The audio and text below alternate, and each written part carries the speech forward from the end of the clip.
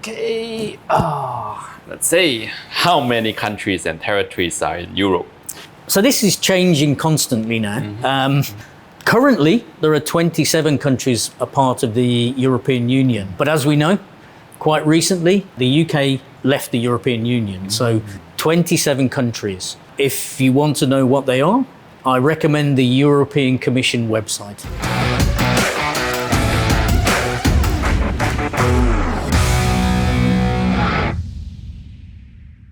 There's been a lot of changes about shipping and importing into the EU, but I think in general, a big difference is that the EU is a customs union, meaning whether you're sending your goods to Germany or to France or really anywhere in the EU, the procedures and the forms and basically what you're supposed to do is the same, which is different than if you're sending to anywhere in Asia or really anywhere else for that matter that's not a customs union.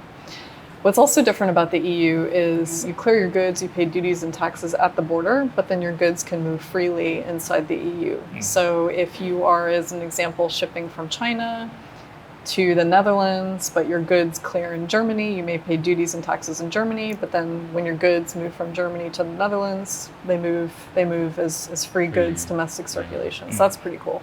You know, the other thing about the EU is there have been some changes to importing into the EU recently. And just to highlight, I think, two of the main ones. So one that's actually literally happening right now, a big change for doing business in the EU is you now have to provide a 6-digit HS code, and you have to provide it before your shipment even arrives in the EU.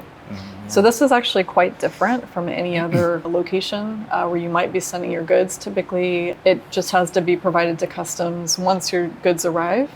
But the EU is innovating and is now requiring this information to be provided even before the goods arrive. So it's a big deal for our industry and certainly changing how customers do business with the EU. So that's one.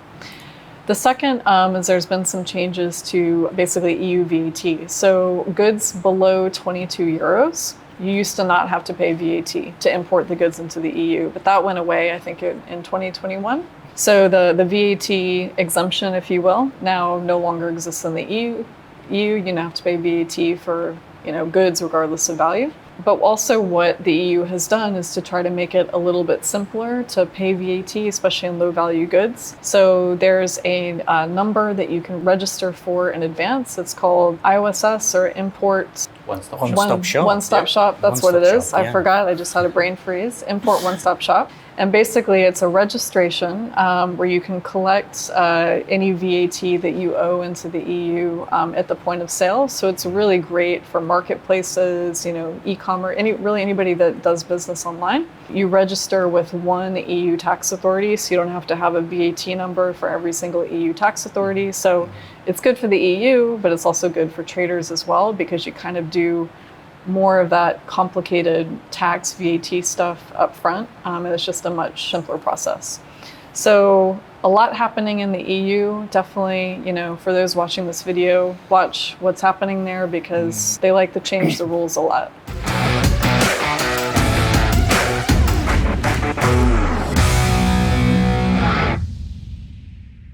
Particularly where goods are being shipped into the UK.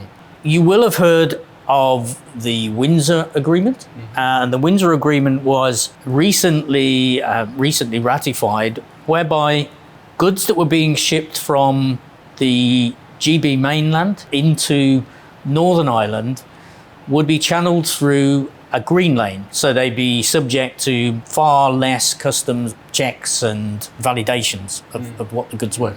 And that was intended for goods that were going to be used within the borders of Northern Ireland. But there's also a red lane for goods that are being shipped into Northern Ireland but will be used or transferred across the border into Ireland, which of course is part of the EU. So there's a little bit of complication there just in terms of the intended end destination for the goods that are being moved within the UK.